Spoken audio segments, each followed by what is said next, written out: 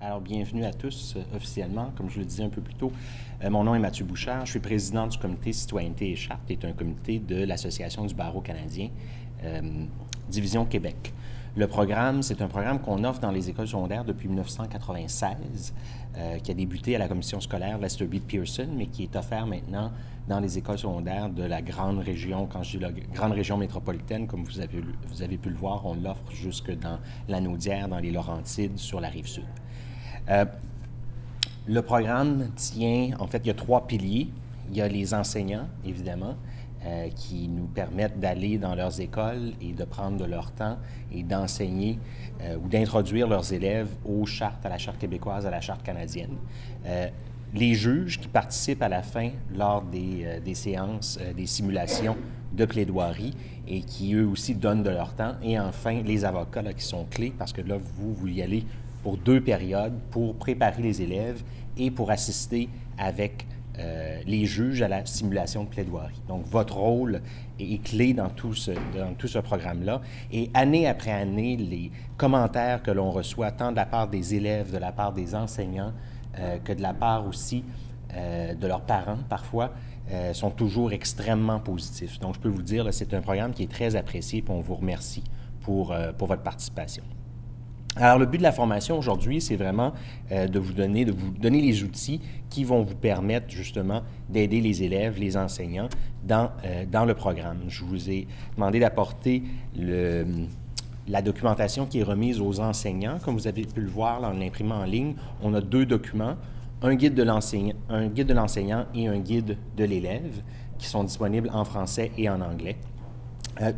Assumer que tous les enseignants ont reçu évidemment le guide de l'enseignant et que les élèves ont à leur disposition le guide de l'élève.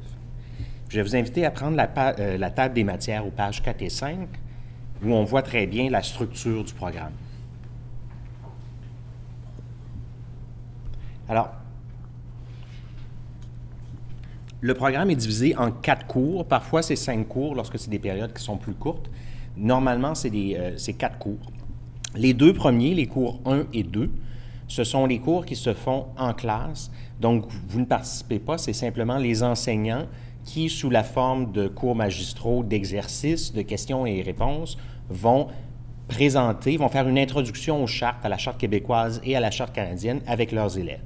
Et les enseignants sont formés par nous aussi pour leur permettre d'offrir ce cours-là, ces 2 cours-là d'introduction.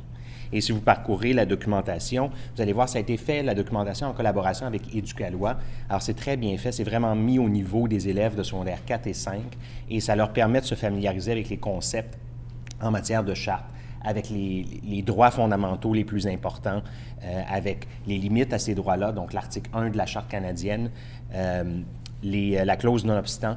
Alors, tout ça est abordé d'une façon qui permette aux élèves de comprendre la matière, de voir qu'est-ce que c'est. L'idée, évidemment, c'est pas d'en faire des constitutionnalistes ou des spécialistes des chartes, mais au moins de leur permettre de savoir que ça existe, quels droits sont protégés, puis quelles sont les limites aussi aux droits en question.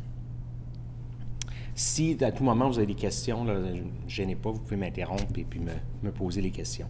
Ce que je vous invite à faire, évidemment, avant de vous présenter au cours 3, on va y arriver dans un instant, c'est de lire rapidement. Là, vous n'avez pas besoin de le lire en détail, mais de lire rapidement les 2 premières sections, vous-même pour vous rafraîchir la mémoire. Des fois, on n'a pas fait de droit constitutionnel, de droit des droits de la personne depuis l'université. Alors, ça va vous permettre de vous remettre en tête les concepts puis de voir qu'est-ce que les élèves ont appris en classe avec leurs enseignants.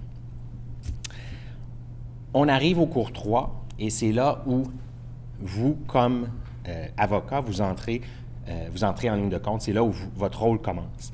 Lors du cours 3, c'est la préparation pour l'exercice de plaidoirie qui a lieu au cours 4. Alors, on va passer, déjà en termes de format, c'est quoi le cours 4? On a un juge qui vient.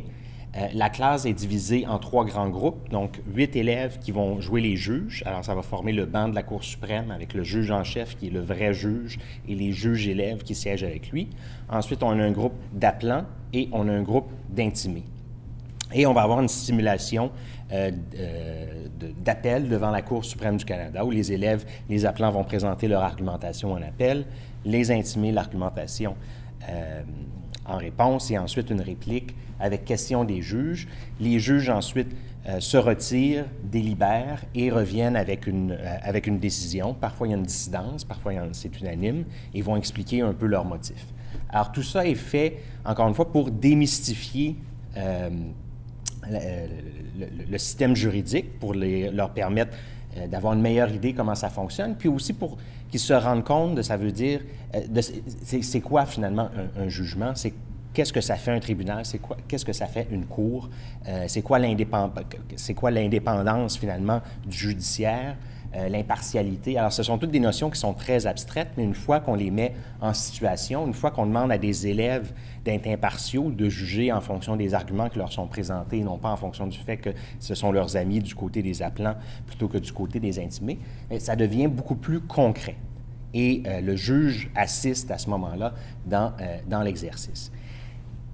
Tout ça, donc, arrive au 4e cours, d'où le cours numéro 3 pour préparer le 4e cours. La préparation est vraiment clé parce que le niveau de préparation va vraiment déterminer le succès de l'activité de la simulation de plaidoirie à la fin. Lorsque les élèves sont stimulés, lorsqu'ils sont bien préparés, ça donne un bon résultat à la fin. Évidemment, on ne peut pas s'attendre au même résultat avec tous les groupes d'élèves. Il y a des groupes d'élèves qui sont plus motivés, naturellement. Il y a des enseignants qui sont plus motivés que d'autres, qui motivent leurs élèves plus que les autres. Maintenant, évidemment, on ne peut pas s'attendre à ce que vous fassiez des miracles en un cours, mais on s'attend à ce que vous soyez assez dynamique puis, pour que les élèves aient le goût, justement, de participer. Puis, je dois vous dire, lorsqu'il y a quelqu'un de l'extérieur qui arrive, particulièrement des gens comme des avocats, des gens comme des juges, qu'ils ont normalement en assez haute estime, ça leur donne une stimulation. Alors, allez jouer là-dessus, allez les chercher dans ce sens-là. Alors, quel est votre rôle au cours 3? On le divise...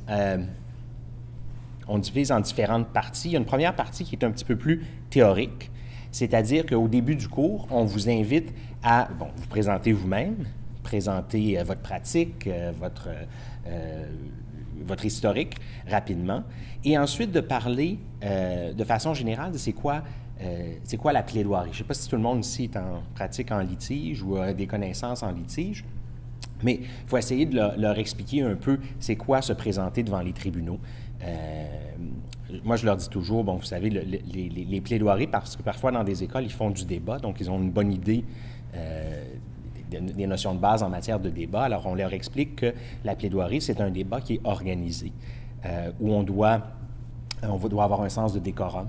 C'est absolument très important que tout le monde se traite avec respect, et on leur dit, même à ce moment-là, qu'on s'attend à ce qu'ils s'appellent entre confrères maîtres lors de la simulation, que les juges doivent s'adresser aux avocats en leur disant « maître », que les avocats doivent s'adresser aux juges en leur disant « monsieur le juge, madame la juge ». Alors, on n'utilise pas les prénoms, on n'utilise pas de « aïe », on ne se coupe pas la parole, on ne se crie pas après les uns les autres. Donc ça, on établit vraiment les règles de base. Puis ensuite, les règles plus particulières qui vont s'appliquer dans un appel, c'est-à-dire que les appelants, il faut leur expliquer que les appelants vont parler en premier, que les intimés vont répondre, qu'il n'y a pas de réponse ou d'objection. Là, souvent, ils ne comprennent pas ça, ou ils vont avoir la notion qu'ils peuvent faire des objections durant que les autres présentent leur argumentation. Alors, tout le déroulement, le décorum d'une plaidoirie, ça doit leur être expliqué, parce que, comprenez bien, ils partent de ce côté-là, ils partent de zéro. Ils ont des notions de base en matière de charte, mais on ne s'attend pas à ce que les enseignants leur enseignent ces notions-là. Pour vous aider, si vous allez dans le cours 3 comme tel, vous allez avoir ce que vous devez ou ce qu'on s'attend à ce que vous leur enseignez. Donc, ce dont je viens de parler, là, c'est la préparation à l'exercice de plaidoirie.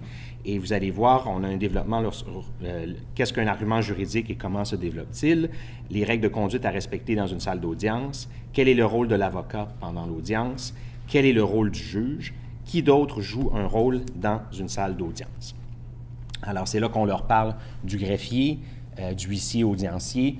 On peut aussi, lors de l'exercice de plaidoirie, en plus des avocats de part et d'autre, surtout quand on a des plus gros groupes, parce qu'on compte, si vous comptez 30 élèves dans une classe, vous avez 8 juges. Normalement, vous allez avoir un groupe de peut-être 7 ou 8 appelants, 7 ou 8 intimés, avec 4 qui parlent par groupe. On trouve, avec l'expérience, on se rend compte que 4, c'est le nombre optimal, mais il peut rester des élèves dans la classe qui n'ont pas de rôle officiel. Alors, c'est pour ça que vous nommez un greffier audiencier, un huissier audiencier et un greffier. Le huissier qui va se faire se lever tout le monde quand la cour va rentrer. Donc, souvent, on nomme ou on demande à l'enseignant de nommer le bouffon de la classe, là, puis ça lui donne un rôle, puis je dis « le » parce que c'est souvent un garçon, mais ça lui donne un rôle et ça permet à cette personne-là d'assurer la discipline dans la classe. C'est toujours un bon rôle à avoir pour cette personne. Alors, la classe, donc, va être divisée en 3 groupes principaux et certains autres rôles. On peut aussi avoir parfois des journalistes qui vont écrire, qui vont préparer un rapport. Et là, ça dépend vraiment aussi des enseignants. C'est-à-dire que le cours s'offre parfois dans le cours d'histoire, parfois dans le cours, maintenant qui ont remplacé les cours d'enseignement religieux, exactement, éthique, culture religieuse, peut se donner aussi dans un cours de français ou dans certaines écoles, c'est une collaboration entre plusieurs enseignants. Alors, dans des écoles où c'est un prof de français, parfois l'enseignant va requérir de chaque élève une composition. Alors, les élèves, les avocats doivent préparer une argumentation écrite et non pas seulement des points pour une présentation, une plaidoirie orale. Les juges doivent ensuite rédiger un jugement et ils vont avoir des journalistes qui doivent rédiger un compte-rendu de l'audition. Alors, mais ça dépend vraiment d'une école à l'autre. Lorsque ça se fait, souvent les élèves sont beaucoup plus préparés. C'est agréable pour nous lors de la simulation. Et c'est totalement... vous pouvez demander à l'enseignant qu'est-ce qu'il fait, mais c'est vraiment à leur choix. Là, chaque enseignant est libre de choisir ce qu'il demande de leurs élèves. Avant d'arriver au cours 3, comme je l'ai mentionné un peu plus tôt, vous devriez avoir communiqué avec l'enseignant. Vous allez recevoir, une fois que vous avez fait votre choix d'un cours, d'un groupe, vous allez recevoir un courriel de l'ABC vous confirmant le jour, la date, l'endroit, le nom de l'enseignant et le nom du juge qui va venir à la 4e période. À ce moment-là, l'enseignant est supposé vous indiquer le problème qui a été choisi. Comme vous savez, on a 4 problèmes qui sont disponibles. Les problèmes, vous les retrouverez là, à partir de la page 51.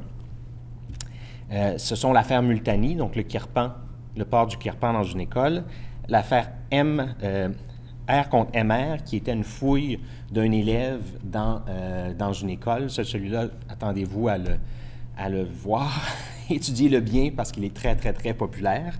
L'affaire Charkaoui sur les certificats de sécurité. Et le dernier, Commission des droits de la personne contre système de drainage moderne, c'est discrimination en matière d'emploi pour un handicap. Alors, ce sont 4 causes véritables. On est en train d'en ajouter une 5e cette année, l'affaire Rennes contre Cole, qui était la fouille et la perquisition d'un ordinateur d'un enseignant dans une école. Donc, ce 5e problème-là devrait s'ajouter cette année. Les problèmes encore une fois, sont bâtis pour des élèves de 4e et 5e secondaire. Donc, on a résumé, simplifié parfois les faits, on a résumé les arguments des parties et les élèves ne l'ont pas. Dans le cahier de l'enseignant, vous allez avoir le jugement qui a été rendu par la Cour suprême ou dans le cas du problème numéro 4 par le Tribunal des droits de la personne. Et les élèves, par contre, n'ont pas le jugement. Ils vont le savoir seulement à la toute fin de l'exercice, quel a été le jugement. Par contre, maintenant, avec Internet, dans bien des cas, là, ils rentrent le nom des parties, puis ils vont chercher le jugement, puis là, ils nous sortent les arguments qui ont été faits durant les véritables procédures. Ce qui n'est pas grave en soi, parce que l'idée, justement, ça leur permet d'aller chercher, ça leur permet de découvrir qu'un site avec les jugements de la Cour suprême, c'est déjà un grand pas de franchi. L'idée, ce n'est pas de les empêcher d'aller chercher de l'information. Au contraire, lorsqu'ils montrent de l'initiative puis qu'ils vont chercher l'information, c'est exactement, on a rempli notre objectif d'une certaine façon. Alors, ce n'est pas l'idée, on leur dit toujours, ce n'est pas d'avoir la bonne ou la mauvaise réponse, ce n'est pas pour les juges de rendre la même décision que la Cour suprême a rendue, c'est vraiment, l'idée, c'est de les familiariser, donc c'est l'exercice qui compte et non pas le résultat. Alors, je reviens à la période 3. Donc, avant la période 3, l'enseignant devrait vous avoir informé du problème qui a été choisi. Donc, ça vous permet d'aller le relire, si vous voulez aller relire le jugement de la Cour suprême, même si ce n'est pas nécessaire. Ce qui est important, par contre, c'est vraiment de bien lire le problème que les élèves qui est dans le manuel. Parce qu'on dit toujours aux élèves, bien, comme dans la vraie vie, les seuls faits qui sont pertinents sont les faits dans le problème. Alors, parfois, dans la préparation, les élèves vont avoir fait leur propre recherche sur Internet, comme je disais, puis là, vont rajouter toutes sortes de faits, soit des faits qui viennent du problème du vrai jugement, ou parfois des faits qu'ils vont extrapoler à partir d'articles de journaux, ce genre de choses-là. Ça, c'est très important de leur rappeler que, comme dans la vraie vie, ce qui compte, ce sont les faits qui ont été prouvés, puis les faits qui ont été prouvés ici, ce sont les faits dans le manuel, donc ils ne peuvent pas arriver lors de la plaidoirie avec des faits nouveaux. Lors du cours 3, donc vous devez un peu leur expliquer le déroulement de l'exercice de plaidoirie. On recommande aussi, c'est la première portion que vous allez retrouver aux pages 38 à 40, on recommande de leur donner un petit topo sur le système de justice au Canada. Moi, normalement, je le fais en le dessinant au tableau. Alors, juste la structure des cours, donc cours du Québec, cours supérieur, leur expliquer que c'est des cours qui siègent un peu partout à travers le Québec, la cour d'appel et ensuite la Cour suprême du Canada, qui siège pour l'ensemble du pays. Alors, juste leur rappeler la structure de base pour les situer, à savoir l'exercice de plaidoirie, il se situe où? Alors, on leur fait toujours, moi je leur rappelle toujours qu'ils vont avoir une chance que bien des avocats vont leur envier, parce qu'il n'y a pas beaucoup d'entre nous qui ont la chance de plaider à la Cour suprême du Canada, qui est la cour qui se situe à l'apex de l'ensemble du système judiciaire au pays. Donc, je leur fais un petit tableau, c'est plus visuel. Des fois aussi, ce que je fais, je dessine ce quoi a de l'air la salle d'audience à la Cour suprême. C'est très de base, avec le bureau en avant, les grandes portes en arrière, l'endroit où sont assis les appelants, l'endroit où sont assis les intimés. Encore une fois, ça rend ça un petit peu plus visuel. Et d'ailleurs, je pense qu'il y a une photo dans la documentation que vous pouvez utiliser, là, mais juste pour leur montrer comment les juges s'assoient. Parce que lors du cours 4, on dispose la classe de cette façon-là. C'est-à-dire qu'on va mettre une rangée de bureaux en avant où les juges vont s'asseoir, on va créer un espace devant cette rangée-là et on va avoir les pupitres situés du côté gauche pour les appelants et du côté droit pour les intimés, pour leur donner vraiment l'impression d'être dans une salle d'audience. Tout ça, tout ce que je viens de vous expliquer là, le cours la partie plus magistrale, ne doit pas prendre plus que 10 à 15 minutes. Alors, c'est vraiment un résumé, un condensé des notions. C'est important de ne pas prendre plus de temps que ça parce que le temps, la majeure partie de ce cours-là doit être consacrée à la pratique ou à la préparation pratique des élèves et les aider à développer leurs arguments. C'est ça vraiment, je pense, la valeur ajoutée, ce qui va faire une différence pour la simulation de plaidoirie, c'est le temps qu'ils vont avoir passé avec vous à préparer leurs arguments. Alors, une fois qu'on a passé ce 15 minutes-là avec eux, on peut avoir répondu à quelques questions. On divise la classe physiquement entre les 3 groupes principaux. Donc, les juges, les appelants et les intimés. On les répartit dans la classe. Et là, normalement, assurez-vous toujours d'avoir au moins 15 minutes, si possible 20 minutes avec chacun des groupes. Alors, avec l'aide de l'enseignant, n'oubliez pas, les questions de discipline, ces choses-là, c'est la responsabilité de l'enseignant, ce n'est pas la vôtre. Alors, l'enseignant, normalement, avant cette classe-là, devrait avoir préparé les groupes, c'est-à-dire qu'il devrait déjà y avoir un groupe de juges, un groupe d'appelants et un groupe d'intimés. Ne vous étonnez pas, parfois, ça arrive que les enseignants n'ont pas fait la division, donc là, c'est sûr que ça prend un petit peu plus de temps. Peut-être le rappeler à l'enseignant gentiment avant d'arriver au cours parce que ça va vous sauver du temps lors de la préparation. Donc, on divise le groupe en 3 et là, vous passez 15-20 minutes avec les élèves à développer, pour les appelants, les intimés, vraiment à développer leurs arguments. L'approche qu'on recommande, puis là, évidemment, chacun a sa propre approche, là, mais ce n'est pas de leur donner les arguments qu'ils devraient soulever, mais plutôt les questionner, les amener à réfléchir. Encore une fois, il n'y a pas de bonne ou de mauvaise réponse. Évidemment, parfois, il faut les contrôler un petit peu parce que ça peut déraper. Mais l'idée, c'est pas de les...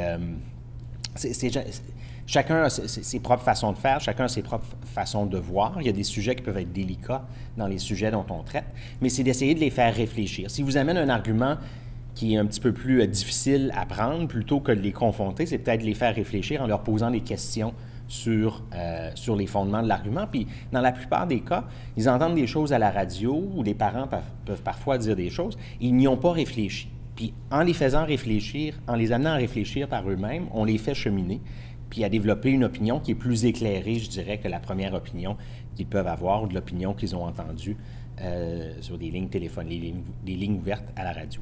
Mais l'idée, c'est vraiment de les faire réfléchir par eux-mêmes. C'est d'essayer aussi, quand vous avez un groupe de 7-8 élèves autour de vous, d'impliquer le plus d'élèves. C'est sûr qu'on ne sera jamais capable, il y en a toujours qui ne sont pas vraiment intéressés, on ne sera pas capable d'aller tous les chercher, mais le plus qu'on va en chercher, le mieux c'est.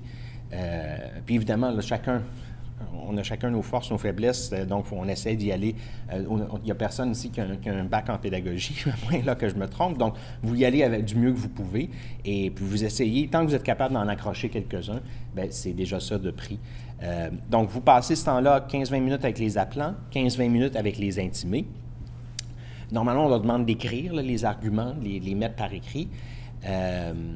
Et ensuite, le temps avec les juges, bien, c'est de développer pour les juges les questions qu'ils pourraient poser aux appelants et aux intimés lors des présentations. Puis de les faire réfléchir aussi sur le problème, les arguments pour, les arguments contre. Essayer aussi de leur rappeler l'importance de l'indépendance, comment ils doivent arriver là avec un esprit ouvert, être impartiaux. Alors, avec les juges, c'est un petit peu différent le travail qu'on fait, mais c'est quand même, encore une fois, c'est de les amener, eux, à s'exprimer plutôt que vous. Alors, faites-les parler le plus possible. Donc, vous passez ces 45 minutes à 1 heure là avec les élèves, puis là, la classe est terminée. Alors, vous leur souhaitez au revoir et vous les revoyez au 4e cours avec le juge. Vous devriez être en communication avec le juge entre le 3e et le 4e cours. On invite les juges à communiquer avec vous. Vous allez avoir à ce moment-là, lors du courriel initial, vous allez avoir les coordonnées du juge. La plupart des juges vont vouloir communiquer avec vous pour savoir comment ça s'est passé la préparation, si vous pensez, qu'est-ce que vous pensez du groupe, est-ce que vous entrevoyez des problèmes, est-ce qu'ils sont enthousiastes, est-ce qu'il y a des choses sur lesquelles eux devraient insister, parce que des fois, vous, en parlant avec les élèves ou en parlant avec les enseignants, vous pouvez savoir s'il y a des choses sur lesquelles les juges devraient insister. Les juges qui collaborent avec nous sont des juges de la Cour supérieure, des juges de la Cour du Québec. On a des juges de paix magistrats, des membres du Tribunal administratif du Québec. Donc, on a vraiment une très grande variété. Et ils sont toujours très enthousiastes. Ils sont très bien reçus normalement aussi par les élèves qui ont une grande curiosité, qui veulent poser beaucoup de questions. Alors, le 4e cours, justement, c'est le juge qui prend, qui prend la vedette. Vous êtes là pour l'accompagner, pour le soutenir et aussi pour aider les élèves. Ce qui arrive souvent, lorsque vous arrivez dans la classe au 4e cours, parfois ça va être dans la classe, l'exercice va avoir lieu dans la classe comme tel, parfois ça va avoir lieu à la bibliothèque ou dans la cafétéria ou encore dans certaines écoles, ça a lieu dans un auditorium. Et il y a certaines écoles aussi où ils invitent les parents, donc ça amène un public. Là, ça varie vraiment, vérifier avec l'enseignant.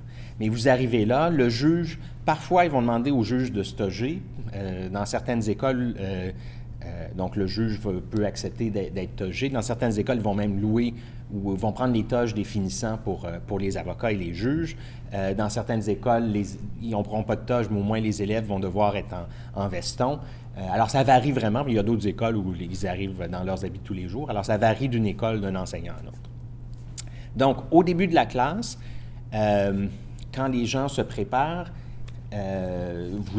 souvent vous allez avoir des questions de dernière minute des plaideurs.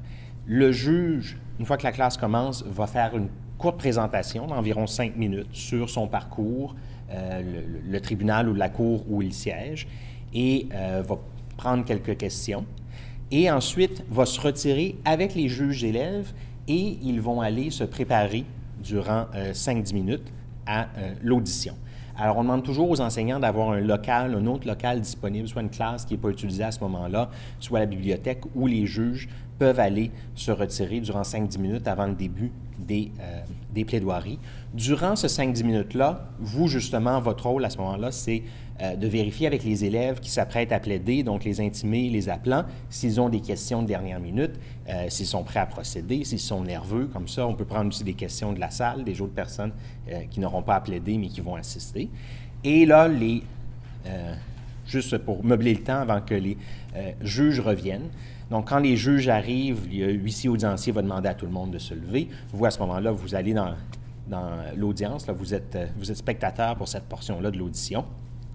Et il va y avoir, donc, les plaidoiries vont se dérouler. Une chose que vous allez remarquer, c'est que souvent, les appelants qui ont à casser la glace, je ne sais pas si vous vous rappelez quand vous aviez à faire des exposés oraux quand vous étiez au secondaire, mais moi je me rappelle quand on nous disait qu'il fallait faire 2 ou 3 minutes, on se disait, mon Dieu, comment est-ce que je vais être capable de parler durant 2 ou 3 minutes? Maintenant, on est avocat, puis 2 ou 3 minutes, on a à peine le temps de dire notre nom et le nom de notre client. Donc, les élèves sont vraiment dans cet esprit-là. Souvent, ils vont se lever, ils vont dire 3 phrases en 15 secondes et demie, puis ils vont se rasseoir. Puis là, le deuxième va arriver. Et là, ça va être les appelants, puis il n'y a pas eu personne qui a eu le temps de poser des questions. Ça fait 1 minute que l'exercice est commencé, puis on est déjà rendu aux intimés. Mais là, eux ont cassé la glace. Donc, soit que le juge va intervenir, puis on invite beaucoup les juges, les vrais juges, parce que les juges élèves, on a beau leur dire de poser des questions, c'est toujours plus difficile aussi pour eux. On invite le vrai juge à intervenir puis poser des questions. Donc, soit que le vrai juge va se mettre à poser des questions aux élèves. Ce qui est important, dites-leur bien, lorsqu'ils s'adressent au juge, ils doivent se lever. Puis ça, durant l'exercice, là, c'est une chose que je peux leur rappeler. Là, je vais discrètement derrière eux, puis je leur dis de se lever, ou je suis devant la classe, puis je leur fais signe de se lever. Alors là, les juges vont intervenir, vont se mettre à poser des questions, ou encore, ça va passer directement aux intimés. Mais là, les intimés, normalement, sont réchauffés parce qu'ils ont entendu les arguments des appelants et là, vont vouloir non seulement faire leurs propres arguments, mais répondre aux arguments qui ont été faits. Là, normalement, les juges se sont réchauffés, puis il y a un échange qui commence entre les intimés et le banc. Et on retourne, bon, là, ça peut peut-être durer 5, 10, 15, 20 minutes. Et là, on retourne aux appelants, puis là, la réplique, normalement, va être 5, 6, 7 fois plus longue que l'argumentation principale, ce qui, évidemment, est, on ne fait pas respecter les règles de la même façon là, que dans la vraie vie. L'important, c'est de leur permettre de s'exprimer, de faire valoir leur argumentation. Là où ça lève, c'est vraiment lorsqu'on a beaucoup de questions de la part des juges et que les élèves vont se lever à tour de rôle. Puis encore une fois, bon, la façon dont ça fonctionne, c'est qu'un juge va poser une question à un élève. Si lui n'a pas la réponse, c'est son confrère, sa consoeur qui va se lever puis qui va donner la réponse, ou l'autre va compléter par la suite. Alors les 4 vont se lever comme ça à tour de rôle. Tant qu'ils ne parlent pas tous en même temps, on les laisse aller. Et évidemment, on respecte les temps, lorsque les appelants parlent, les intimés ne parlent pas. Ça, on respecte ça, mais sinon, entre les différents plaideurs, on leur permet de se relever puis de parler un à la suite de l'autre pour répondre aux questions, pour contrer les arguments de la partie qui ont été faits par la partie adverse. Donc, on n'est pas trop formaliste. L'idée, c'est vraiment de leur permettre de s'exprimer. Ça dure, quand ça va bien, on peut compter 1 demi-heure à 45 minutes pour l'exercice comme tel, mais ça varie grandement d'une école à l'autre. Normalement, là, en 1h15, on est capable de tout faire, mais il faut vraiment s'assurer à la fin que les juges aient un bon 15 minutes avant la fin de la période, parce que vous vous rappellerez aussi au secondaire, lorsque la cloche sonnait, tout le monde quittait, que ce soit fini ou non, alors ça n'a pas changé. Donc, 15 minutes, assurez-vous au moins 15 minutes avant la fin de la classe que l'exercice se termine pour permettre aux juges d'aller délibérer. Donc, prendre un 5-10 minutes pour délibérer, revenir et rendre leur jugement. Même s'ils ont 20 minutes, c'est encore mieux, parce qu'à ce moment-là, ça leur permet de rendre leur jugement et ça permet aussi des questions, une courte période de questions de la part des élèves aux juges. Durant le délibéré, comme avocat, vous revenez parce que vous restez dans la classe et vous faites, moi ce que je fais, c'est un retour sur l'exercice. Donc, je demande à ceux qui ont plaidé qu'est-ce qu'ils en ont pensé, comment ils se sont sentis, est-ce qu'ils ont aimé l'expérience, est-ce qu'ils n'ont pas aimé l'expérience. Et puis souvent, eux ont des questions, ils vont nous poser la question, est-ce que vous pensez qui sont les meilleurs, qui a gagné? Alors ça, vous évitez ça. Vous dites, bien, les juges vont décider qui a gagné, mais vous pouvez leur faire des commentaires généraux. Là, puis souvent aussi, ils vont avoir des questions beaucoup plus pointues. Alors, qu'est-ce qu'il faut pour devenir avocat? Qu'est-ce qu'il faut pour devenir juge? Alors, ces questions-là vont sortir. Puis, éventuellement aussi, vous avez droit aux questions. Bien, j'ai un ami qui s'est fait prendre par la police, dans tel, ou il y avait eu quelques années dans une école où ça revenait beaucoup, c'était les cellulaires qui avaient été saisis ou fouillés par l'école, puis là, bien, ils voulaient savoir leurs droits. Alors, vous avez des petites consultations juridiques gratuites là, pour les élèves. Évidemment, bon, vous connaissez les règles, je n'ai pas besoin de vous les rappeler, mais c'est intéressant là, pour... ça permet de discuter. Alors, ça peut aller dans toutes sortes de directions, les questions, et puis vous répondez candidement le mieux que vous pouvez. Si vous ne pouvez pas, bien, vous ne pouvez pas, c'est tout. Là, il n'y a pas d'examen à la fin. Alors, quand les juges ensuite reviennent, ils délibèrent. Et à la toute fin aussi, j'avais omis de le mentionner, c'est que le juge va donner la véritable décision qui a été rendue par la Cour suprême ou le Tribunal des droits de la personne dans ce dossier-là, parce qu'évidemment, tous les élèves veulent le savoir. Et la plupart du temps, les élèves le prennent vraiment à cœur. Alors, tant les appelants que les intimés veulent absolument gagner. Parfois, il y a des grandes déceptions là, de la part des perdants. Ils s'en remettent, là, ne vous inquiétez pas. Mais c'est intéressant de voir à quel point ils prennent ça à cœur. Et voilà, après ça, bien, ça se termine. Comme j'ai dit, s'il y a du temps, à la fin, il peut y avoir une période de questions pour le juge. Et à la cloche, bien, vous repartez. Et on vous remercie grandement pour vos services. Donc, je ne sais pas si vous avez des questions aujourd'hui. C'était clair? Oui? Je ne sais pas si on est déjà supposé nous avoir envoyé les coordonnées des juges et des professeurs, parce que moi, on m'a donné une période, j'ai choisi une période, mais on a juste confirmé la période et on n'a pas... C'est quand la période? C'est de mémoire, je crois que c'est le 13 et le 20 mars. OK. Donc, normalement, le courriel arrive, je pense, 2 ou 3 semaines avant. Donc, vers la fin février, ça sera pas un problème. Le fait que ça a été déjà confirmé, mais normalement, il devrait avoir un courriel 2 ou 3 semaines avant. Oui? Juste par curiosité, combien il y a d'écoles secondaires qui participent? L'an dernier, on avait une trentaine d'écoles.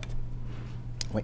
Puis ça devrait être à peu près le même nombre cette année. On a toujours quelques écoles qui s'ajoutent, quelques écoles qui ne l'offrent pas, mais on est toujours autour de 30 écoles. Ouais. C'est dans des écoles publiques et des écoles privées? Absolument. On a vraiment un mix privé, public, anglophone, francophone, des écoles anglophones qui l'offrent en français. On a vraiment de toutes les permutations, là, finalement. Ouais. Questions? Non? Bien, je vous remercie tous pour votre attention, puis je vous souhaite une bonne fin de journée.